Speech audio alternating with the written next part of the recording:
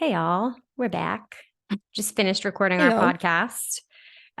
We'll end up putting this video on our YouTube. So, as Sam and I were kind of just closing our remarks with each other after the podcast, I was talking about the whole mask thing, right? And how Spirit was like, make sure that you tell them that, like, even though you were awake to what it was, the paradigm of it, there was still aspects of you that fell for little fear-based narratives within it, and the mask being one of them, right? So here I'm not going to put something in my body I don't agree with, and it's going to perpetuate this sort of false paradigm, but yet I'll throw a mask on, which I know is literally a symbol of voice suppression, but I'm going to put it on to make other people feel comfortable. That's a perfect example of where I still allowed fear of how people are perceiving me, thinking that I'm doing it from a loving intention. Like this is how crafty fear is. This is how manipulative the systems are, because they know how to play on our empathy. But it's like, wow, I can look back and go, that was actually still a fear-based thing I was doing. Here I'm still falsely perpetuating a paradigm that I don't believe in, that is literally just instilling more fear for people. And so I'm trying to I'm wearing this to make them comfortable, right? And so I had to first realize that that was the energy driving my decision, and then forgive myself, right? Because I do feel like a lot of us, as we start to wake up to these realities, are going to go through periods of guilt, right? We all go through this sort of guilt and shame, like, oh my God, I was duped by the system. Oh my God, I was perpetuating a false paradigm. Like immediately, that's where we go. Our victim mind is like, I'm a bad person, right? And so the reason we jumped on real quick is because Sam and I think it's important to really share that we're all going to feel those things and go through those things, and to just have compassion, and to allow ourselves to feel the guilt, but to also allow ourselves to release it, because holding on to it is not doing our bodies any good. And just like what we talked about in the podcast, is not doing anybody around us any good. And recognizing that we've all fallen for all of this for a long time because we're in fear. And so when you can really look at it from that perspective, you can forgive yourself, and you can forgive other people for either guilting you into a decision that maybe you didn't want to do. There was a lot of that happened when the jab came out, people being guilted into getting it. And some people caved and gave in, and other people didn't. Regardless, there's a lot of guilt energy floating around in the collective that first we have to acknowledge and allow ourselves to sit with it and feel it, and be courageous enough to release it, because it's not going to do us any good. And to me, it's like, learn the lesson, like learn what it is that I feel so guilty about, so then I can choose to do the next one differently, right? Because there's always going to be a new thing thrown at us to sort of incite this same fear that the pandemic did. So, yeah. Yeah, we just felt like it was very important to continue that because guilt is one of those emotions that holds a very high vibration in a lower field, if that makes sense, right? That makes sense. Yes. It's a very potent, powerful, low vibration energy. There we go. Yes. Because when we're feeling guilt for something, it's mostly because we're doing something that doesn't feel right, doesn't resonate with us, but someone else wants us to do it. And it's like, well, I won't be loved. I won't be accepted if I don't do what they're telling me to do. So you do it out of guilt. It's like a little ninja, like she was saying. It's a very tricky, crafty little potent thing. And the whatever you want to call it, the dark agenda, the 3D matrix, whoever, knows that, and it plays on that.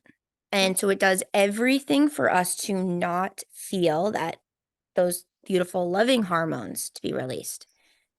And as you're talking about the mask, I was just thinking about how, like, I walk around now and no one's wearing a mask, but then you watch some news things and all of the elites are on stage not wearing a mask or have it hanging off their face, yet telling people to wear a mask. And then you have, or like, I love this show because I really like that it looks at people's gifts, the now I can't even think of what it is. Something America, where they go up on stage and they're like doing all these cool things. It'll come to me.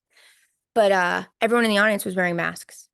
Oh, dear. Yet the judges aren't. And I'm like, How does it make and then you go sense? into like a medical place and you still have to put a mask on and take your temperature. And it's like, but nowhere else do you wear one? Or you put on your mask and you sit down at a table and it's okay to take off the mask now and eat with everybody.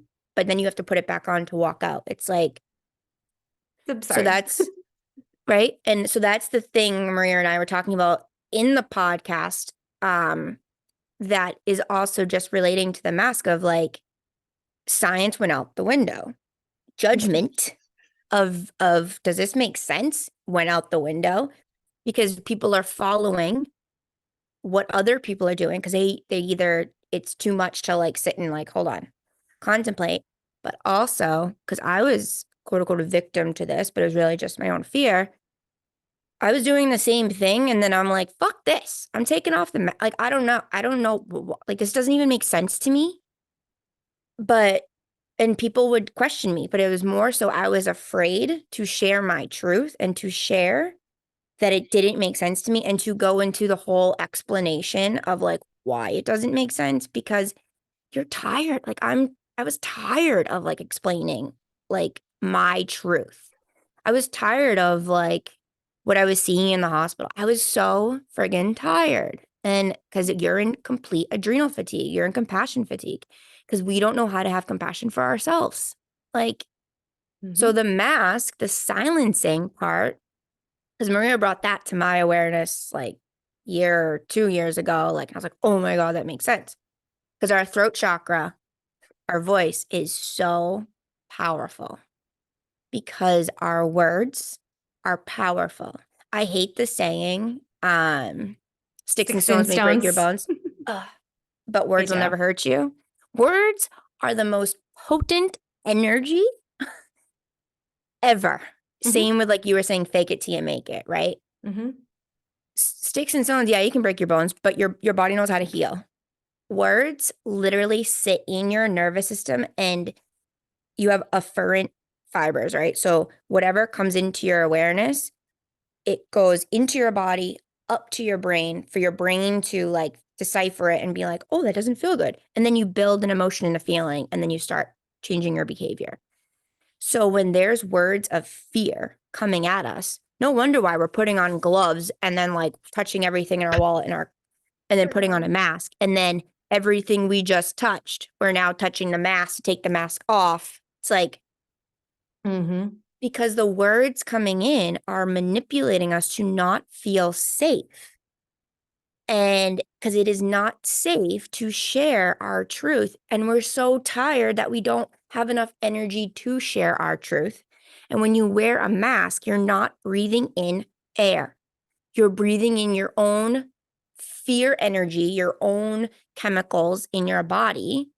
You're not giving yourself enough like, ooh, nature. That's why they want you to stay inside. You're telling me going outside and being in the sun is going to cause you to get COVID? Like, I mean, the virus, sorry. Are you kidding me? Right? Like, no. So that's why we had to go into this, because we are guilted to do things because of the words that come into our energy field that we don't really understand, have never been taught.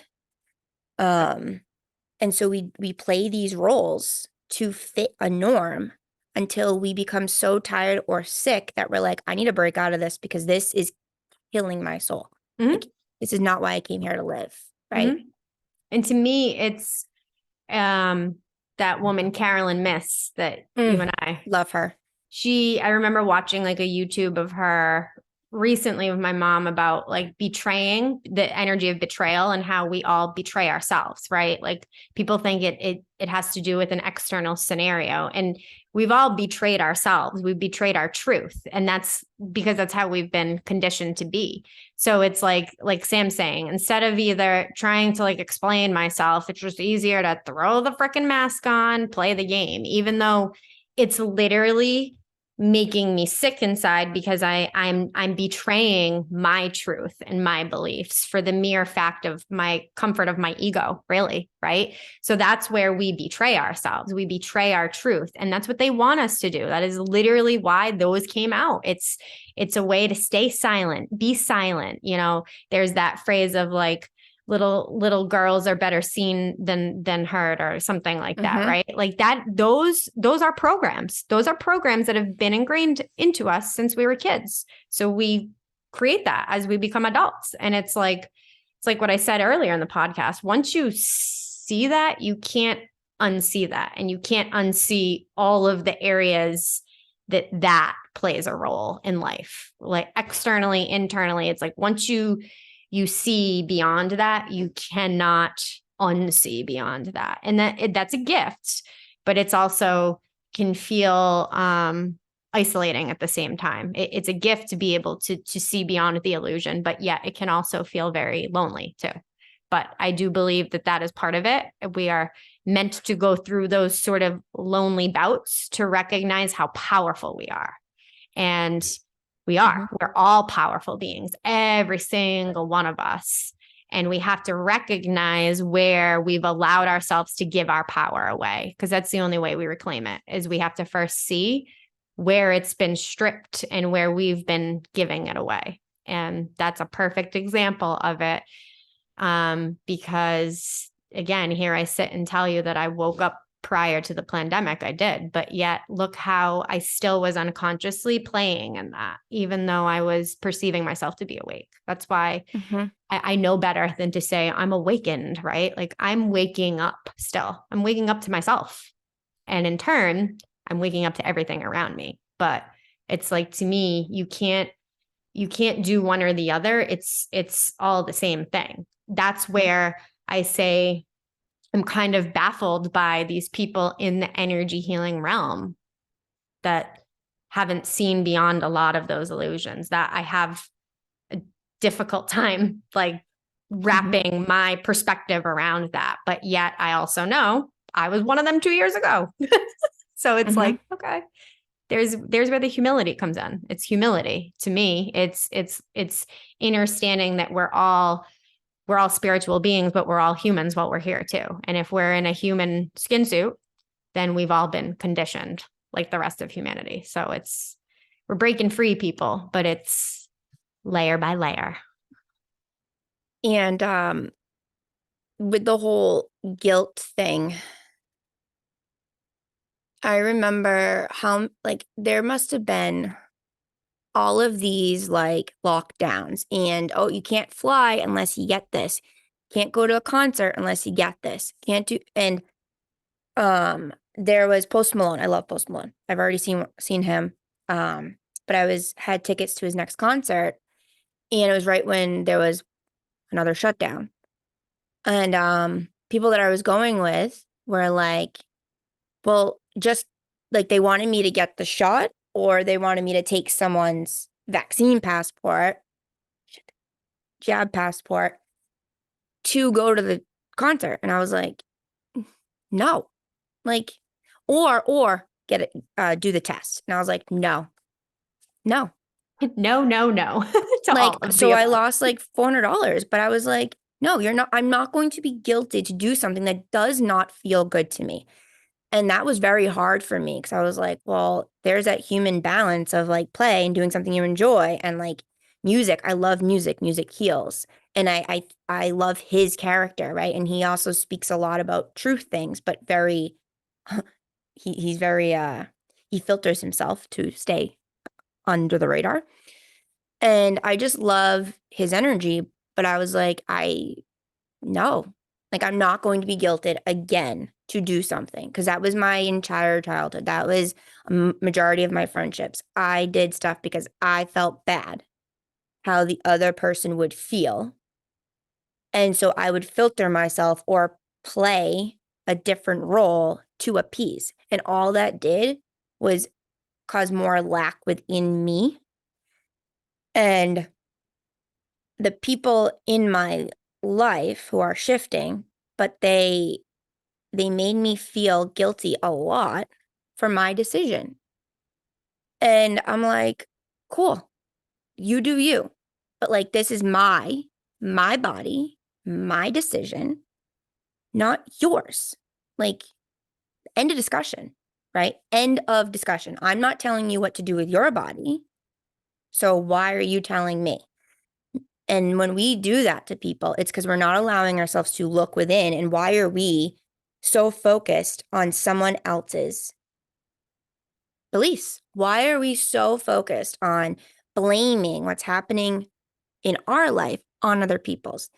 It's because we're not looking at ourselves, because we feel guilty being selfish to connect inward. And it's very ironic. And while you were talking, I had to look up, because I mentioned her in the podcast, Louise Hay, right? Like, love her, just like Carolyn. So I looked up guilt, because our body responds to everything, right? But literally just one little page, there's like a bunch of them on there, but it says, guilt is a total useless emotion. It never makes anyone feel better, nor does it change a situation.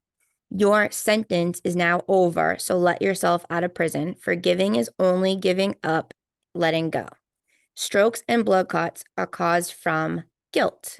Guilt is not a peaceful emotion, nor does it cause safety. It is actually a sign of self-punishment, and punishment creates pain, which then causes chronic pain and illness. Mm-hmm. So look within yourself where you're feeling guilty. I'm like, boom. Right? Yep. But we don't know that. Yep. And it goes along with like what I was saying to you in the podcast about how when I realized how unconscious fear was controlling my life, guilt is to me just another little branch off of the fear consciousness, right? Like I look at fear as the root consciousness, and then there's all these little tentacles that come off, and guilt is one of those things. So then when you can break it down to, okay, so the guilt is telling me there's still a fear, right? So to me, I don't label these things as bad anymore, these emotions, negative, good, right? Because again, that's still like giving power to them. It's recognizing, where does that emotion stem from? Oh, it stems from fear. All right. So what's the fear trying to tell me? What's the fear teaching me about how I'm perceiving how I showed up or how other people are showing up? And when you can allow yourself to sit with that, then that's what releases it. Because I feel like a lot of people, how do I release? By feeling it, by acknowledging. That's literally how we release. Like, I think people have this misconception on how to release these energies, or like we go into these phases, especially when we're on this journey of like, I just got to get rid of it. I got to get rid of this energy. And it's exactly what Sam and I were talking about, how when the fear consciousness, when it came to us, when we were doing, our sessions with each other, and that fear consciousness came, well, the first thing we want to do is get rid of it. I want this gone, right? But like what we fail to see, because we've been taught the complete opposite, is that in order to rid of it, we have to allow it to just be what it is. Literally. It's that simple, but yet it's very challenging to do, because we've been programmed to try to fix and change everything that comes up into our reality. But when you start to realize it's energy, and like we cannot control energy, we cannot change it, and that by surrendering to it, that's what allows the natural process of the change to occur. But that's the work. That's the hard part of this. That is the work. That's allowing ourselves to feel all of it and acknowledge, like, oh, what is this emotion that's coming up? Oh, this is guilt. Okay. This is anger. How does this feel in my body? Not really that good. So it's like having a conversation with it, which takes its power away, but it's not negating its presence. It's not denying that it's there, because we can't deny these shadow aspects. I mean, we can, but that's why we are the way we are now. We've spent our whole lives denying and lying to ourselves, right? So that's why I feel like the awareness of what's going on out there and in here is of equal importance. I don't believe that there is one or the other, because to me and I've said this to people for a few years, and I feel like people didn't understand what I was saying, but it's all the same thing to me. Like the external matrix is the exact same thing as my internal matrix. And unless you're really doing the work, I don't think that makes sense to people, but it's like, it's all the same thing to me. Like there is no separation. And if you're seeing the separation, then it's because you're still viewing it from the 3D perspective of the illusion of separation. So when you can use both of them as a tool, as scary and uncomfortable as it is, it's also the most freeing and empowering thing that you can do for self, thus everyone around. Yeah. Because freedom comes from seeing where there's still judgment. Like, freedom comes from, oh, I'm judging this fear, rather than kind of seeing what can I learn from that, right? Mm-hmm. So you can't, the more you try and push away what you're afraid of and what scares you, the more the universe is going to bring you that energy, because the universe matches our vibration. Okay. And that is something that that movie The Secret leaves out. Because it all talks about like happiness and like good vibes, become a millionaire. It's like maybe not everyone wants to be a millionaire, right? Like maybe people just want to feel happy, but we don't know how to feel that because we are so hyper focused on what doesn't feel good and what's bothering us in the external that we're not even realizing that that's also what we're putting out there. Mm-hmm. So the more we allow ourselves to not judge what's pissing us off and bringing fear, the more we can allow like, oh, there actually could be like something to learn here that's more empowering. Like that's actually makes me curious and happy. Like that's pretty cool, right? Like I used to get so pissed when I would see people wearing masks, driving by themselves in the car. And then they cut me off and I'm like, idiot, right? But now I'm like, I rather than getting mad, I breathe and I'm like, Spirit, can you just send that person love? Can you just send them compassion? Because I want to support them without physically being in their field. But even though we still are, because we saw each other, send them compassion and love to support them in whatever they're going through that they feel still kind of trapped, right? Because that also helps me release that tension from myself. Because I'm now allowing myself to not judge that person, even though my initial ego thought is like, well, actually, no, my higher self thought is usually like, and then my ego's like, yeah, but they're an idiot, right? It's like, no, they're not. Because I've been probably one of those people. So I'm going to show them love because judgment is one of those tentacles off of fear. We judge and things it only we don't hurts understand. us. Like that person could give a shit less what you're thinking as they're driving by you, completely unconscious. It's only hurting us when we're like, because it's something in our external environment we cannot control. So it's like, why do we give our power away to it? Because it's how we've been programmed to be, right? So it's, again, having compassion for self, recognizing where that stems from and going, okay, I don't really want to do that anymore because it doesn't feel good. That doesn't feel loving. It doesn't feel, and so you just say, maybe they're like totally, think about, I feel like a lot of those people are just like preoccupied because we all are and don't even realize it's still on. How many times have we had our sunglasses on the top of our head and like, we don't even know they're there. And that's kind of what happened with these, is that it became so programmed. People didn't even realize they still had them on. Seen a lot of that. Like, oh my God, I didn't even know this was on. So Makes sense. There's so many reasons behind it that we as the human that are judging, why even go there? Like there's limitless reasons why that person still has it on. Why am I going to allow myself to even get entangled in that? When Sam said, you send them love, because then you feel better too. It's like, it immediately takes that like agita out of your body. Yeah. I've never heard that word agita, but I kind of love it. Yeah. Yeah. My parents love use that word a lot. I think my mom used that word a lot, agita, which is just like that like, that angst inside. It sounds like French or like Mediterranean. I don't know. French and Mediterranean aren't the same. But yes, we could go on forever. Yeah. But I do feel like, a couple of things you just brought up, The Secret. I feel like I might go into a podcast about just that law of attraction. Maybe that'll even be the next one we go into, because it's a kind of a good segue off of what we've talked about, and just how like energy responds to energy. And I'm kind of just going to leave it at that, because I know I could go on like the river. And I want people to actually watch this. And if I go on for 4 hours, they won't. So something I just want to say before that I wanted to mention earlier was our immune system you know, when I was going into like the fatigue and what people are feeling, our immune system is affected by our thoughts and our energy and what's going on around us. And the reason why a lot of people too are getting sick is because like, despite the shot, despite the virus, the energy, the external environment is very toxic unless they learn how to have boundaries. Their immune system is responding to it. So that's why people are getting even more sick. Mm-hmm. And because there's still nothing, like you could watch the TV, right? And I've sat with my mom and I'm like, I just can't touch someone. Like commercials annoy me because it's like, take this drug. Oh, this person died.